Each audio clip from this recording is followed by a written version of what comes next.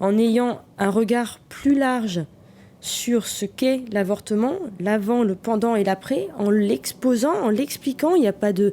On conserve ce droit, mais on le dit tel qu'il est réellement, sans tabou, sans hypocrisie.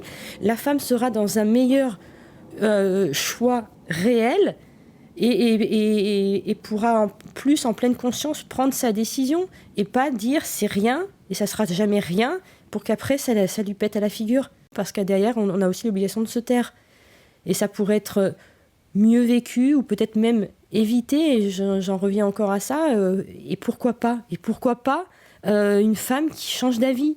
Enfin, comment on peut ne pas s'émerveiller de ça? Pourquoi ça serait, du moment qu'il y a pensé, c'est le seul choix qui te reste jusqu'au bout? C'est tellement mon choix d'avorter qu'il n'y a pas d'autre solution. Et moi, je l'ai plus senti comme une obligation.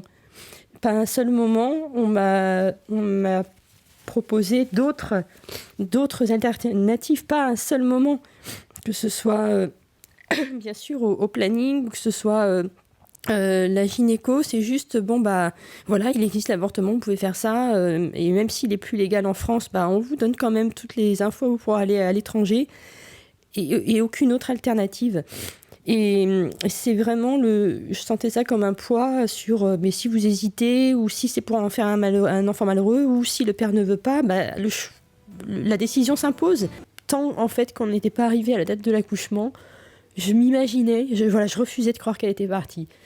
Et à ce jour-là, je me suis mise à pleurer toutes les larmes de mon corps et à hurler, et je crois que j'aurais donné 20 ans ou je ne sais combien de ma vie pour une seconde d'avoir le bonheur de la tenir dans mes bras. C'est tout ce qui m'est venu ce jour-là. C'était une envie répressible de tenir le bébé mon enfant dans mes bras. Et c'est là où j'ai compris qu'elle ne viendrait jamais, que je la porterai jamais. Analyser, qu'on n'a pas besoin d'en parler puisque c'est rien. C'est ça à quoi ça me fait penser. C'est que c'est tellement peu, et pourtant on va aller parler. Tiens, je me suis fait arracher une dent, j'ai mal, regarde, c'est tout enflé. Bon, mais là non, on ne doit pas en parler. Il y a plusieurs vécus différents, plusieurs vécus possibles, et je vois pas pourquoi on ne parle que de celles qui l'ont bien vécu. Un jour, j'ai aussi accepté d'être à l'écoute d'une femme enceinte dans le désarroi total, et c'était pas du tout orienté dans un sens ou dans l'autre, c'était juste je te partage ma propre expérience, voilà comment je l'ai vécu, et elle est restée libre de son choix jusqu'au bout, jusqu'à la dernière seconde. C'est juste si on peut apporter un éclairage à un moment, une réponse à des questions qui me paraissent légitimes.